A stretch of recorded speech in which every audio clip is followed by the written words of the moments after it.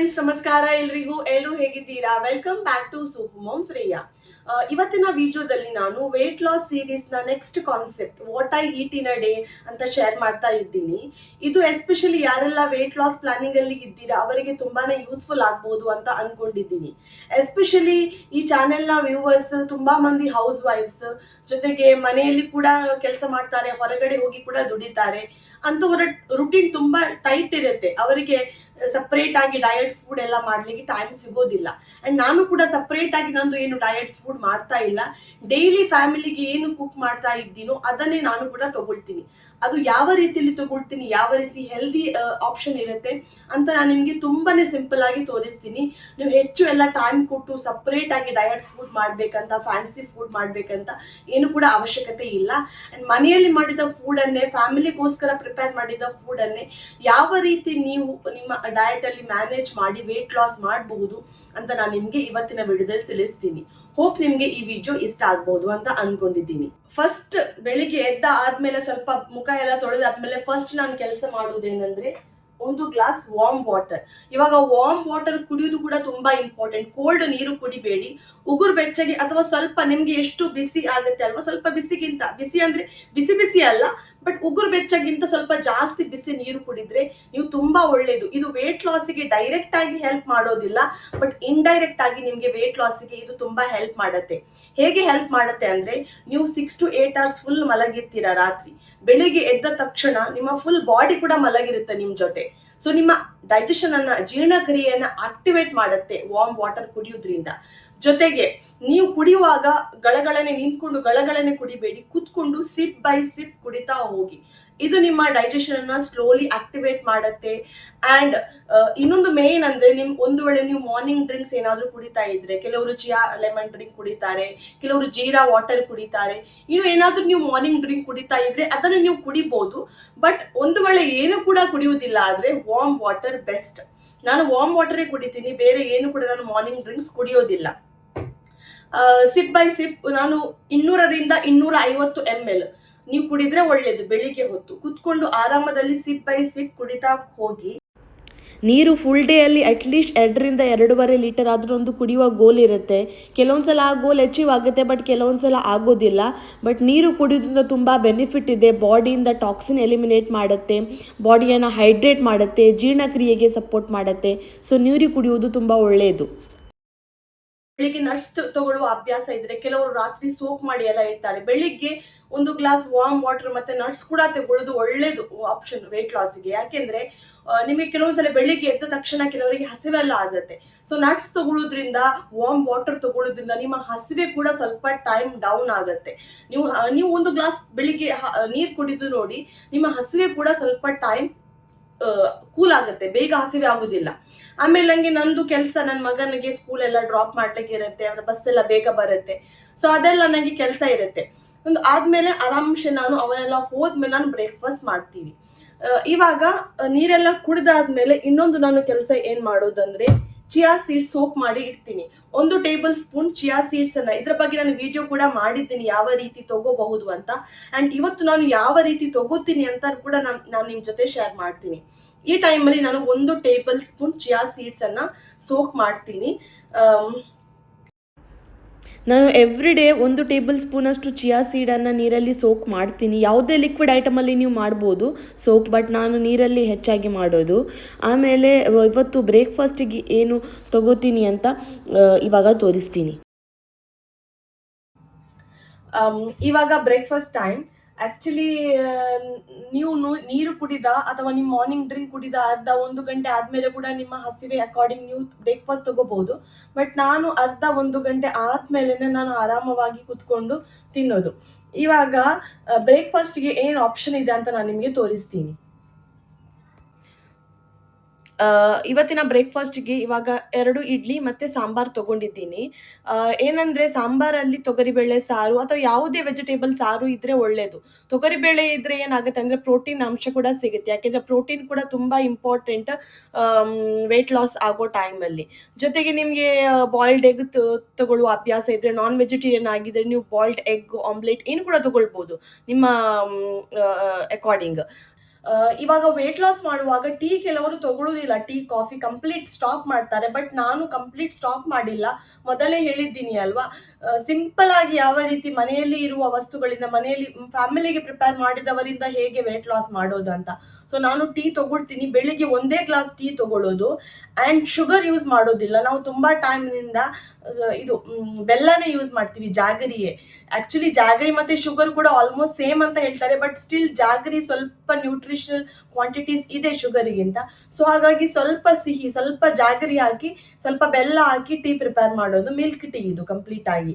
ಜೊತೆಗೆ ಬ್ರೇಕ್ಫಾಸ್ಟ್ಗೆ ನಾರ್ಮಲ್ ಆಗಿ ಎಲ್ಲ ತಿಂತೀನಿ ನಾನು. ಇವತ್ತು ಇಡ್ಲಿ ಇತ್ತು, ಇಲ್ಲಾಂದ್ರೆ ದೋಸೆ, ಚಪಾತಿ, ಉಪ್ಪಿಟ್ಟು, ಅವಲಕ್ಕಿ, ನಾರ್ಮಲ್ ಏನೆಲ್ಲ ಮನೆಯಲ್ಲಿ ಪ್ರಿಪೇರ್ ಮಾಡ್ತಾರೆ ಅಲ್ವಾ, ಅದೇ ತಿನ್ನೋದು. ಏನು ಕೂಡ ಎಕ್ಸ್ಟ್ರಾ ಇಲ್ಲ, ಬಟ್ ಹೆಲ್ದಿ ಆಪ್ಷನ್ ಅಲ್ಲಿ ಯಾವ ರೀತಿ ತಿನ್ನೋದು ಅಂತ ನಾನು ನಿಮ್ಗೆ ಒಂದು ಐಡಿಯಾ ಕೊಟ್ಟೆ. ಇವಾಗ ಬ್ರೇಕ್ಫಾಸ್ಟ್ ತಿಂದು ಬರ್ತೀನಿ. ಇವಾಗ ಗಂಟೆ ಆಲ್ಮೋಸ್ಟ್ 10:30 11 ಗಂಟೆ ಆಗ್ತಾ ಬಂತು. ಇವಾಗ ಈ ಟೈಮಲ್ಲಿ ಒಂದು ಹೆಲ್ದಿ ಸ್ನ್ಯಾಕ್ ಆಗಿ ನಾನು ತಗೊಳ್ತೀನಿ. ಇವಾಗ ನಾನು ಬೆಳಿಗ್ಗೆ ಚಿಯಾ ಸೀಡ್ಸ್ ಸೋಕ್ ಮಾಡಿದ್ದೆ ಅಲ್ವಾ, ತೋರಿಸಿದ್ದೆ. ಸೊ ಇವಾಗ ನನಗೆ ಬೆಳಿಗ್ಗೆ ಜಾಸ್ತಿ ಹೆವಿ ಬ್ರೇಕ್ಫಾಸ್ಟ್ ಮಾಡಿದರೆ ಈ ಟೈಮಲ್ಲಿ ಹಸಿವೆ ಆಗೋದಿಲ್ಲ. ಆ ಟೈಮಲ್ಲಿ ಈ ಸೋಕ್ ಮಾಡಿದ ಚಿಯಾ ಸೀಡ್ಸಿಗೆ ಸ್ವಲ್ಪ ಲೆಮನ್ ಡ್ರಾಪ್ಸನ್ನು ಹಾಕಿ ಲೆಮನ್ ಡ್ರಿಂಕ್ ಮಾಡಿ ಕೂಡ ಕುಡಿಬೋದು, ಅಥವಾ ಜಸ್ಟ್ ನೀರು ಹಾಕಿ ಒಂದು ಸ್ವಲ್ಪ ರುಚಿಗೆ ಉಪ್ಪು ಹಾಕಿ ಕೂಡ ಕುಡಿಬೋದು. ಬಟ್ ನನಗೆ ಇವಾಗ ಕೆಲವೊಂದು ಸಲ ಜಾಸ್ತಿ ಹಸಿವೆ ಆಗುತ್ತೆ. ಬೆಳಿಗ್ಗೆ ಬ್ರೇಕ್ಫಾಸ್ಟ್ ಮಾಡಿದ್ದು ಬೇಗ ಜೀರ್ಣ ಆದರೆ ಬೇಗ ಹಸಿವೆ ಆಗುತ್ತೆ, ಅಥವಾ ಲೈಟ್ ಏನಾದರೂ ಬ್ರೇಕ್ಫಾಸ್ಟ್ ತಿಂದರೆ ಈ ಟೈಮಿಗೆ 10:30 11 ಗಂಟೆಗೆ ಹಸಿವೆ ಆಗುತ್ತೆ. ಆ ಟೈಮಲ್ಲಿ ಏನು ಮಾಡ್ತೀನಿ ಅಂದರೆ ಸ್ವಲ್ಪ ಹೆಲ್ತಿ ಸ್ನ್ಯಾಕ್ ಥರ ಪ್ರಿಪೇರ್ ಮಾಡ್ತೀನಿ. ಆ ರೀತಿ ಮಾಡೋದ್ರಿಂದ ಹೊಟ್ಟೆ ಕೂಡ ತುಂಬದಾಗ ಆಗುತ್ತೆ, ಬೇಗ ಹಸಿವೆ ಕೂಡ ಆಗೋದಿಲ್ಲ. ಅಥವಾ ಕೆಲವೊಂದ್ಸರಿ ನೀವು ಲೆಮನ್ ಡ್ರಿಂಕ್ ಕೂಡ ಕುಡಿತೀರಲ್ವಾ, ಸೊ ಆ ಟೈಮಲ್ಲಿ ಕೂಡ ನೀವು ಚಿಯಾ ಸೀಡ್ಸ್ ಲೆಮನ್ ಡ್ರಿಂಕ್ ಕುಡಿದ್ರೆ ಅದು ಕೂಡ ಹಸಿವೆ ಕಂಟ್ರೋಲ್ ಆಗುತ್ತೆ. ಯಾಕೆಂದರೆ ಚಿಯಾ ಸೀಡ್ಸ್ ತುಂಬ ಫುಲ್ ಆಫ್ ಫೈಬರ್, ನಾರಿನಾಂಶ ಇರೋದ್ರಿಂದ ನಿಮಗೆ ಹಸಿವು ಬೇಗ ಪದೇ ಪದೇ ಅನಿಸೋದಿಲ್ಲ, ಹೊಟ್ಟೆ ತುಂಬಿರುತ್ತೆ, ಆ ಫುಲ್ನೆಸ್ ಫೀಲಿಂಗ್ ಇರುತ್ತೆ. ಯಾಕೆಂದರೆ ಚಿಯಾ ಸೀಡ್ಸ್ ತಗೊಳ್ಳುವಾಗ ಚಿಯಾ ಸೀಡ್ಸ್ ತಗೊಳ್ಳೋದ್ರಿಂದ ಸ್ಲೋ ಡೈಜೆಷನ್ ಆಗುತ್ತೆ, ಜೀರ್ಣಕ್ರಿಯೆ ಕೂಡ ಸ್ಲೋ ಆಗಿ ಆಗಿರೋದ್ರಿಂದ ನಿಮಗೆ ಬೇಗ ಹಸಿವೆ ಆಗೋದಿಲ್ಲ. ಸೊ ಚಿಯಾ ಸೀಡ್ಸ್ ನನ್ನ ಡಯಟಲ್ಲಿ ನಾನು ರೆಗ್ಯುಲರ್ ಆಗಿ ಆಲ್ಮೋಸ್ಟ್ ಎವ್ರಿ ಡೇ ನಾನು ಇನ್ಕ್ಲೂಡ್ ಮಾಡ್ತಾ ಇದ್ದೀನಿ ಲಾಸ್ಟ್ 6 ಮಂತಿಂದ. ಆ್ಯಂಡ್ ನನಗೆ ತುಂಬ ಬೆನಿಫಿಟ್ ಕೂಡ ಆಗಿದೆ. ಇದು ಖಾಲಿ ವೇಟ್ ಲಾಸ್ಗೆ ಮಾತ್ರ ಅಲ್ಲ, ಸ್ಕಿನ್ನಿಗೆ, ಹೇರ್ಗೆ, ಹಾರ್ಟ್ ಹೆಲ್ತ್ಗೆ, ಓವರ್ ಆಲ್ ಒಂದು ಹೆಲ್ದಿ ಸೂಪರ್ ಫುಡ್ ಅಂತಲೇ ಹೇಳ್ಬೋದು.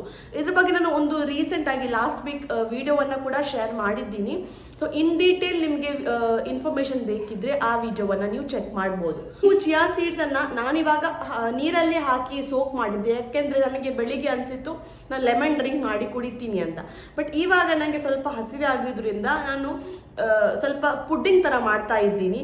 ಸೊ ಈ ರೀತಿ ನಿಮಗೆಲ್ಲ ಐಡಿಯಾ ಇದ್ದರೆ ನೀವು ಮಿಲ್ಕಲ್ಲಿ ಅಥವಾ ಮೊಸರಲ್ಲಿ ಕೂಡ ಯಾವುದೇ ಲಿಕ್ವಿಡ್ ಐಟಮಲ್ಲಿ ಇದನ್ನು ಸೋಕ್ ಮಾಡಿ ಇಡ್ಬೋದು. ಇವಾಗ ನಾನು ನಿಮಗೆ ತೋರಿಸ್ತೀನಿ ಯಾವ ರೀತಿ ಪ್ರಿಪೇರ್ ಮಾಡ್ತೀನಿ. ಮೊದಲಿಗೆ ನಾನು ಇಲ್ಲಿ ಸ್ವಲ್ಪ ಗಟ್ಟಿ ಮೊಸರನ್ನು ತೊಗೊಂಡಿದ್ದೀನಿ, 2 ಟೇಬಲ್ ಸ್ಪೂನಷ್ಟು. ಅದನ್ನು ಚೆನ್ನಾಗಿ ಮಿಕ್ಸ್ ಮಾಡಿ ಚೆನ್ನಾಗಿ ಬೀಟ್ ಮಾಡ್ತೀನಿ. ಆಮೇಲೆ ನೀವು ಯಾವುದೇ ಇಷ್ಟವಾದ ಫ್ರೂಟ್ಸನ್ನು ಕೂಡ ನೀವು ಆ್ಯಡ್ ಮಾಡ್ಬೋದು. ಬಟ್ ನಾನು ಇಲ್ಲಿ ಆ್ಯಪಲನ್ನು ಆ್ಯಡ್ ಮಾಡ್ತಾ ಇದ್ದೀನಿ, ಒಂದು ಮೀಡಿಯಮ್ ಸೈಜ್ ಆ್ಯಪಲ್. ನಿಮಗೆ ಇಷ್ಟ ಆದ ಫ್ರೂಟ್, ಬನಾನಾ, ಬಾಳೆಹಣ್ಣು ಯಾವುದು ಕೂಡ ನೀವು ಯೂಸ್ ಮಾಡ್ಬೋದು. ನಾನು ಇಲ್ಲಿ ಆ್ಯಪಲ್ ಯೂಸ್ ಮಾಡ್ತಾ ಇದ್ದೀನಿ. ಆಮೇಲೆ ನಾನು ಸೋಕ್ ಮಾಡಿಟ್ಟಿದ್ದೆ ಅಲ್ವಾ ಚಿಯಾ ಸೀಡ್ಸ್, ಅದನ್ನು ಇದರ ಮೇಲೆ ಸ್ಪ್ರೆಡ್ ಮಾಡಿ ಒಂದು ಸ್ವಲ್ಪ ಹನಿ ಹಾಕ್ತೀನಿ. ನಿಮಗೆ ಬೇಕಾದರೆ ಸ್ವೀಟ್ನರ್ ಬೇಡ ಆದರೆ ನೀವು ಅವಾಯ್ಡ್ ಮಾಡ್ಬೋದು, ಯಾಕೆಂದರೆ ಆ್ಯಪಲಲ್ಲಿ ಕೂಡ ಸ್ವೀಟ್ ಇರುತ್ತೆ, ಫ್ರೂಟ್ ಕೂಡ ಸ್ವೀಟ್ ಇರುತ್ತೆ ಅಲ್ಲ. ಬಟ್ ನಾನು ಸ್ವಲ್ಪನೇ ಹನಿ ಹಾಕಿ ಇದನ್ನು ತೊಗೊಳ್ತೀನಿ. ಇದು ತುಂಬಾ ಟೇಸ್ಟಿಯಾಗಿರುತ್ತೆ. ಆ್ಯಂಡ್ ನೀವು ನಂಬ್ತಿರೋ ಇಲ್ವೋ, ಇದನ್ನು ತಿಂದವರಿಗೆ ಇದರ ಟೇಸ್ಟ್ ಗೊತ್ತಿರುತ್ತೆ. ಯಾರಾದರೂ ತಿಂದಿದ್ರೆ ನಿಮಗೆ ಟೇಸ್ಟ್ ಗೊತ್ತಿರುತ್ತೆ. ಯಾರಾದರೂ ಟ್ರೈ ಮಾಡಿಲ್ಲ ಅಂದರೆ ಇದು ಎಕ್ಸಾಕ್ಟ್ ಐಸ್ ಕ್ರೀಮ್ ತಿಂದಾಗೇನೆ ಆಗುತ್ತೆ. ಜಸ್ಟ್ ಟ್ರೈ ಮಾಡಿ ನೋಡಿ, ಆ್ಯಕ್ಚುಲಿ ತುಂಬ ಟೇಸ್ಟಿ ಆಗುತ್ತೆ. ಇದೆಲ್ಲ ತಿಂದರೆ ನೀವು ಈ ರೀತಿ ಎಲ್ಲ ತಿಂತಾ ಇದ್ರೆ ನಿಮಗೆ ಹೊರಗಿದು ಫುಡ್, ಔಟ್ಸೈಡ್ ಫುಡ್ ಅಥವಾ ಜಂಕ್ ಫುಡ್, ಐಸ್ ಕ್ರೀಮ್ ಏನು ಕೂಡ ಇಷ್ಟ ಆಗೋದಿಲ್ಲ, ಅಷ್ಟು ಟೇಸ್ಟಿಯಾಗಿರುತ್ತೆ. ಫ್ರೂಟ್ಸನ್ನು ನಿಮ್ಗೆ ಯಾವ ರೀತಿಯಲ್ಲಿ ಬೇಕಾದ್ರೆ ಕಸ್ಟಮೈಸ್ ಮಾಡ್ಬೋದು. ಬನಾನಾ ಬೇಕಾದ್ರೆ ಬನಾನಾ ಹಾಕ್ಬೋದು, ಯಾಕೆ ನಿಮ್ಮ ಅಕಾರ್ಡಿಂಗ್, ನಿಮ್ಮ ಇಷ್ಟದ ಅಕಾರ್ಡಿಂಗ್ ನೀವು ಫ್ರೂಟ್ಸ್ ಅನ್ನ ಹಾಕ್ಬೋದು. 2-3 ಟೈಪದು ಫ್ರೂಟ್ಸ್ ಕೂಡ ನೀವು ಹಾಕ್ಬೋದು. ನಾನು ಇವಾಗ ಜಸ್ಟ್ ಒಂದು ಆ್ಯಪಲ್ ಅನ್ನ ಮಾತ್ರ, ಇಡೀ ಆ್ಯಪಲ್ ಹಾಕಿದೆ, ಜಾಸ್ತಿ ದೊಡ್ಡದೇನಿರಲಿಲ್ಲ, ಮೀಡಿಯಂ ಸೈಜ್ ಆ್ಯಪಲ್ ಅನ್ನ ಹಾಕಿದೆ. ತುಂಬಾ ಟೇಸ್ಟಿ ಆಗುತ್ತೆ. ಆ್ಯಂಡ್ ಯೋಗರ್ಟ್, ಮೊಸರು ಇದೆ ಅಲ್ವಾ, ಇವಾಗ ಒಂದ್ ವೇಳೆ ನಿಮ್ಮ ಮನೆಯಲ್ಲಿ ಗಟ್ಟಿ ಮೊಸರು ಇಲ್ಲದಿದ್ರೆ ಸ್ಟ್ರೈನರ್ ಸಿಗುತ್ತೆ ಅಲ್ವಾ, ಸ್ಟ್ರೈನ್ ಅಂದ್ರೆ ನಾವು ಚಾ ಎಲ್ಲ ಟೀ ಎಲ್ಲ ಸ್ಟ್ರೈನ್ ಮಾಡ್ತೀವಿ, ಆ ಸ್ಟ್ರೈನರಿಗೆ ಮೊಸರು ಹಾಕಿ ಒಂದ್ ಸ್ವಲ್ಪ ಹೊತ್ತು ಇಡಿ, ಅದರಲ್ಲಿರುವ ವಾಟರ್ ಕಂಟೆಂಟ್ ಎಲ್ಲ ಹೋಗುತ್ತೆ, ಆಮೇಲೆ ಗಟ್ಟಿ ಮೊಸರು ನಿಮ್ಗೆ ಸಿಗತ್ತೆ. ಸೊ ಆ ಮೊಸರು ಅನ್ನು ಯೂಸ್ ಮಾಡಿ ಕೂಡ ನೀವು ಈ ರೀತಿಯ ಹೆಲ್ದಿ ಫುಡ್ಡಿಂಗ್ ಮಾಡ್ಬೋದು. ಇವಾಗ ಮೊಸರಲ್ಲಿ ಯೋಗರ್ಟ್ ಅಲ್ಲಿ ಹೈ ಪ್ರೋಬಯೋಟಿಕ್, ಇದೊಂದು ತುಂಬಾ super food, probiotic rich food ಇದು ಯೋಗರ್ಟ್. ಇದನ್ನು ನಿಮ್ಮ ಗಟ್ ಹೆಲ್ತ್, ನಿಮ್ಮ ಹೊಟ್ಟೆ ಹೆಲ್ತ್ ಅನ್ನ ತುಂಬಾ ಚೆನ್ನಾಗಿ ಕಾಪಾಡುತ್ತೆ.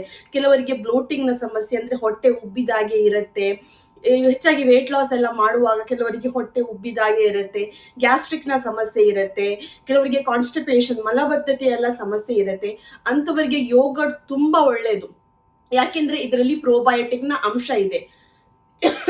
ಸಾರಿ, ಒಂದು ಸಲ ಟ್ರೈ ಮಾಡಿ ನೋಡಿ, ನೀವು ನನಗೆ ಅನ್ಸುತ್ತೆ ಡೈಲಿ ಕೂಡ ನೀವು ತಿನ್ಬೋದು, ಅಷ್ಟು ಟೇಸ್ಟಿಯಾಗಿ ಇದೆ. ನಂದು ಕೂಡ ಇದು ಪರ್ಸನಲ್ ಆಗಿ ತುಂಬಾ ಫೇವ್ರೆಟ್ ಸ್ನ್ಯಾಕ್. ಅಂಡ್ ನಿಮ್ಮ ಬೇಕಾದ, ನಾನು ಮೊದಲೇ ಹೇಳಿದೆ, ನಿಮ್ಮ ಬೇಕಾದ ರೀತಿಯಲ್ಲಿ ನೀವು ಕಸ್ಟಮೈಸ್ ಮಾಡ್ಬೋದು. ಒಂದ್ ವೇಳೆ ನಿಮ್ಗೆ ಈ ರೀತಿ ಎಲ್ಲ ಯೋಗರ್ಟ್ ಮೊಸರು ತಿನ್ಲಿಕ್ಕೆ ಇಷ್ಟ ಇಲ್ಲದಿದ್ರೆ ಆ ಟೈಮಲ್ಲಿ ನೀವು ಅನ್ನದ ಜೊತೆ ಕೂಡ ಒಂದು ಚಿಕ್ಕ ಬೋಲ್ ಅಲ್ಲಿ ಕರ್ಡ್ ಕೂಡ ತಿನ್ಬೋದು. ಒಂದ್ ವೇಳೆ ನಿಮ್ಗೆ ಸೂಟ್ ಆದ್ರೆ ನೀವು ರಾತ್ರಿ ಕೂಡ ಯೋಗರ್ಟ್ ಅನ್ನ ತಗೊಳ್ಬಹುದು. ಬಟ್ ಈ ರೀತಿಯ ಸ್ನಾಕ್ ಅನ್ನ ಯೂಶುವಲಿ ನೀವು ಬೆಳಿಗ್ಗೆ ಟೈಮಲ್ಲಿಯೇ 11 ಗಂಟೆ 12 ಗಂಟೆ ಆ ಟೈಮಲ್ಲಿ ಮಾಡಿದ್ರೆ ಹೆಚ್ಚು ಒಳ್ಳೇದು. ಯಾಕೆಂದ್ರೆ ನಿಮ್ಗೆ ಇದು ಫುಲ್ನೆಸ್ ಅನ್ನ ಕೂಡ ಕೊಡತ್ತೆ, ಅಂಡ್ ನಿಮ್ಗೆ ಅನ್ನೆಸರಿ ಕ್ರೇವಿಂಗ್ ಕೂಡ ಆಗೋದಿಲ್ಲ.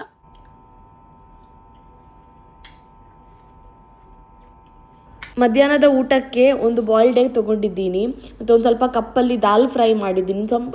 ಸಿಂಪಲ್ ಆಗಿ ಮಾಡೋದು, ಒಂದು ಸ್ವಲ್ಪ ಪಲ್ಯ, ಸಲಾಡ್, ಆಮೇಲೆ ರೈಸ್.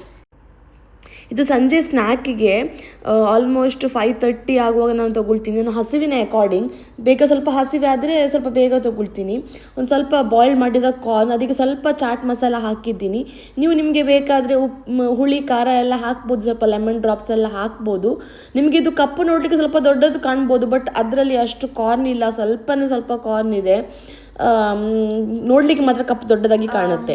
ಇವಾಗ ರಾತ್ರಿಗೆ ಐಡಿಯಲಿ ನೀವು 6 ಮಾಡ್ಲಿಕ್ಕೆ ತುಂಬಾ ಕಷ್ಟ, ಬಟ್ ಅಟ್ಲೀಸ್ಟ್ 7-7:30ಗಿಂತ ಒಳಗೆ ಮಾಡಿದ್ರೆ ಒಳ್ಳೇದು ನೈಟ್ದು ಡಿನ್ನರ್.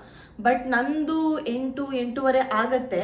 ಆ್ಯಂಡ್ ನಂದು ರುಟೀನ್ ಹೇಳ್ಬೇಕಿದ್ರೆ, ನೈಟ್ದು ರುಟೀನ್ ಹೇಳಬೇಕಿದ್ರೆ, ಮಧ್ಯಾಹ್ನ ಏನು ಪ್ರಿಪೇರ್ ಮಾಡಿದ್ದೆ ಅಲ್ವಾ, ಕುಕ್ ಮಾಡಿದ್ದೆ ಅಲ್ವಾ, ಅದೇ ನಾನು ರಾತ್ರಿಗೆ ಕೂಡ ತಗೊಳ್ತೀನಿ. ಬಟ್ ಕ್ವಾಂಟಿಟಿ ಸ್ವಲ್ಪ ಡಿಪೆಂಡ್ ಆಗುತ್ತೆ. ಇವಾಗ ನನಗೆ ಸ್ವಲ್ಪ ಜಾಸ್ತಿ ಹಸುವು ಇದ್ರೆ ಮಧ್ಯಾಹ್ನದು ಹೇಗೆ ತಗೊಂಡಿದ್ದೆ, 1 ಕಪ್ ರೈಸ್, 1 ಕಪ್ ದಾಲ್, ಹಾಗೇನೆ ಪಲ್ಯ, ಸಲಾಡ್, ಆ ರೀತಿ ತಗೊಳ್ತೀನಿ. ಬಟ್ ಕ್ವಾಂಟಿಟಿ ಡಿಪೆಂಡ್ ಆಗುತ್ತೆ ನನ್ನ ಹಸಿವಿನ ಮೇಲೆ. ಅಷ್ಟೊಂದು ನನಗೆ ತುಂಬ ತಿನ್ಬೇಕಂತ ಏನು ಹಸಿವೆ ಆಗೋದಿಲ್ಲ, ಬಟ್ ಸ್ವಲ್ಪ ಹಸಿವೆ ಇದ್ರೆ ನಾನು ಆ ರೀತಿ ತಗೊಳ್ತೀನಿ. ಒಂದು ವೇಳೆ ನನಗೆ ಜಾಸ್ತಿ ಹಸಿವೆ ಇಲ್ಲ, ಸ್ವಲ್ಪ 1% ಹಸಿವೆ ಇದ್ದರೆ ನಾನು ಒಂದು ಸಣ್ಣ ಬೌಲಲ್ಲಿ ವೆಜಿಟೇಬಲ್ ಸಲಾಡ್ ಅಥವಾ ಸಣ್ಣ ಬೌಲಲ್ಲಿ ಫ್ರೂಟ್ ಸಲಾಡ್ ತಗೊಳ್ತೀನಿ. ಡಿಪೆಂಡ್ ಆಗುತ್ತೆ ಹಸಿವಿನ ಮೇಲೆ. ಜಾಸ್ತಿ ಹಸಿವಿದ್ರೆ ನಾನು ಪ್ರಾಪರ್ ಆಗಿ ಮೀಲ್ ತಗೊಳ್ತೀನಿ, ಕಡಿಮೆ ಹಸಿವಿದ್ರೆ ಸಣ್ಣ ಪುಟ್ಟ ಸ್ನ್ಯಾಕಲ್ಲಿ, ಹೆಲ್ತಿ ಸ್ನ್ಯಾಕಲ್ಲಿ ನಂದು ನೈಟ್ ಫುಡ್ ರೂಟೀನ್ ಕೂಡ ಆ ರೀತಿ ಇರುತ್ತೆ. ಸೊ ಫ್ರೆಂಡ್ಸ್, ನಿಮಗೆ ಈ ವಿಡಿಯೋ ಹೆಲ್ಪ್ಫುಲ್ ಆಯ್ತು ಅಂತ ಅನ್ಕೊಳ್ತೀನಿ. ಆದಷ್ಟು ಡೀಟೇಲ್ ಆಗಿ ನಾನು ಪ್ರತಿಯೊಂದು ವಿಷಯವನ್ನು ಎಕ್ಸ್ಪ್ಲೇನ್ ಮಾಡೋಕ್ಕೆ ಟ್ರೈ ಮಾಡಿದೆ. ಇನ್ನು ಕೂಡ ನಿಮ್ಗೆ ಏನಾದರೂ ಡೌಟ್ಸ್ ಇದ್ರೆ ನಾನು ಕಮೆಂಟ್ ಸೆಕ್ಷನಲ್ಲಿ ತಿಳಿಸಿ ಅಂತ ಹೇಳ್ತಾ ಇವತ್ತಿನ ವಿಡಿಯೋವನ್ನು ಎಂಡ್ ಮಾಡ್ತಾ ಇದ್ದೀನಿ. Thank you so much for watching. ಧನ್ಯವಾದಗಳು.